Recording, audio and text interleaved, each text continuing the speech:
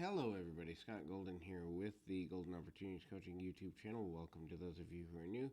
Welcome to those who are seasoned veterans of what we do around here. And this is the Pro Wrestling Logic YouTube channel where we discuss the wars of pro wrestling, old school, new school, all points in between. We got nearly, actually, over 2,200 of these available now. And this is a Superstars of Wrestling, very rare, from 1986. We open with the British Bulldogs versus the Dream Team. Actually, an all tag team wrestling show here, which is super rare at the time.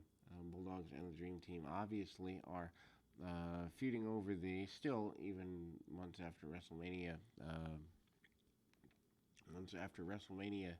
2.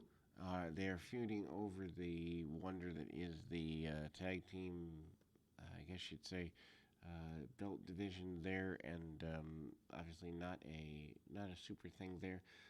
The introduction from Dynamite Kid and the British Bulldog of Matilda the Bulldog is here. Obviously, the best match on WrestleMania 2 about 6 months before had in fact been this match.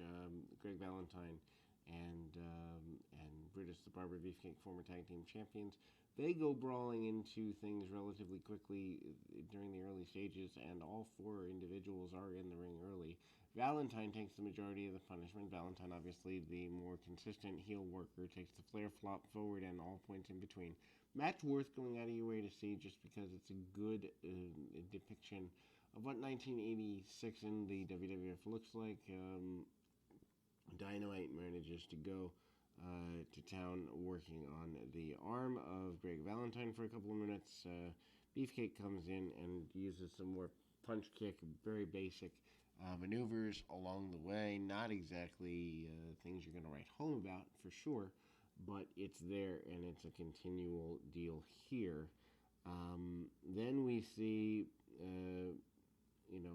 Beefcake, the elevated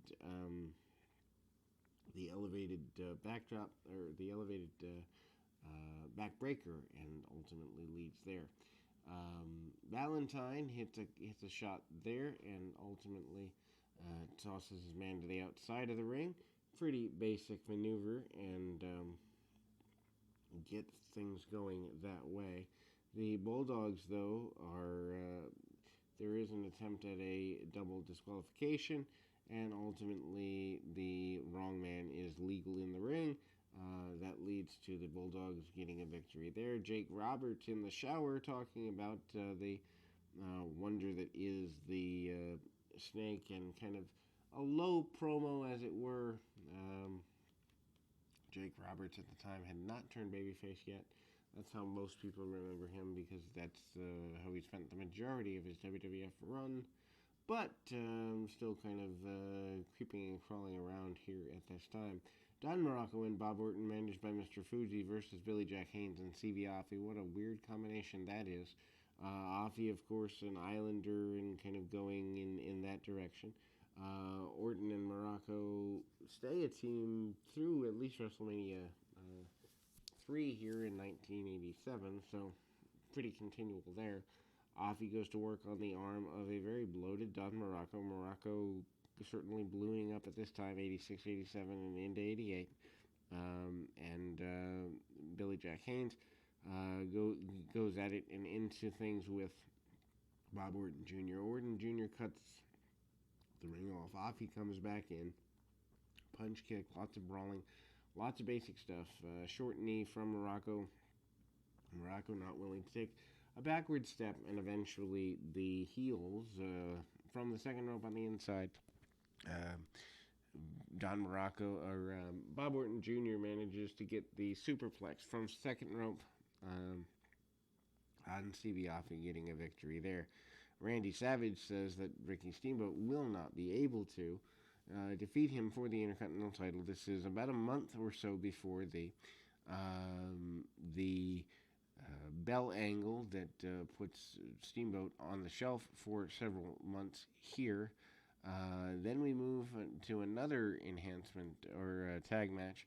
Not fully enhancement quite yet. The King Kong Bundy, Big John Studd, Dick Slater, and Rick Hunter deal there. Slater certainly has already fallen off Stud and Bundy, of course, managed by Bobby Heenan. Stud and Bundy could have been, at least to me, tag team champions at the time.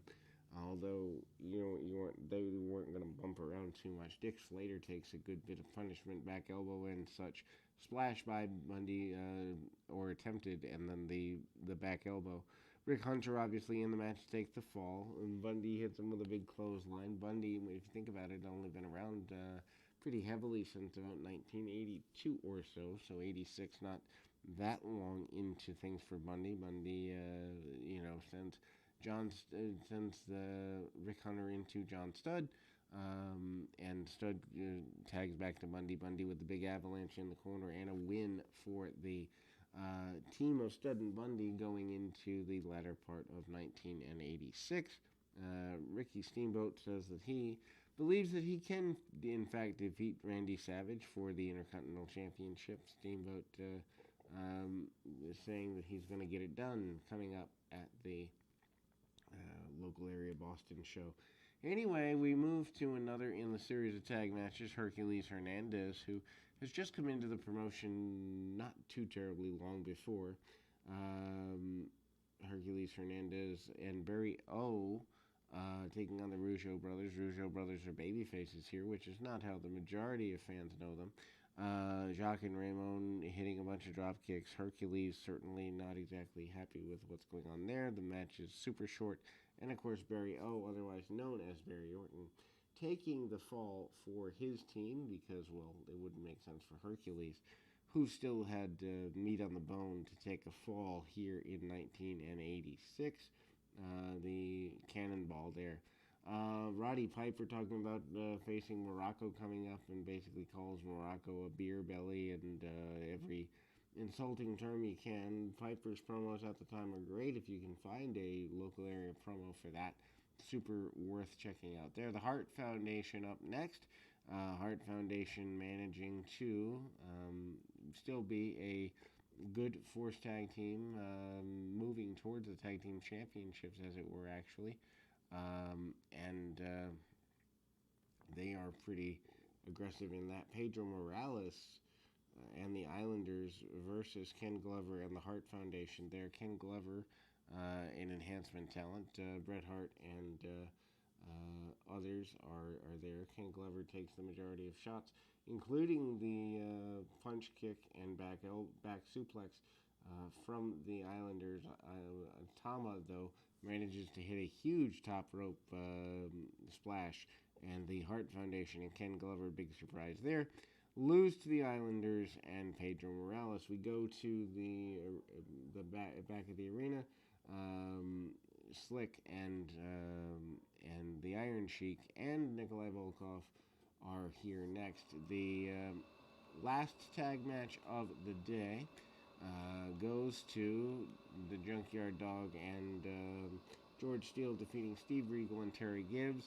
Junkyard Dog and Steele at the time, not exactly a big deal. There is a child who is getting hugged on by George the Animal Steele. Basically the only thing in this match even worth noting is the big power slam, thump slam from Junkyard Dog. Don Morocco basically says he's going to get rid of Piper once and for all, and then we go to the hype for next week, which we will be back with more right after this.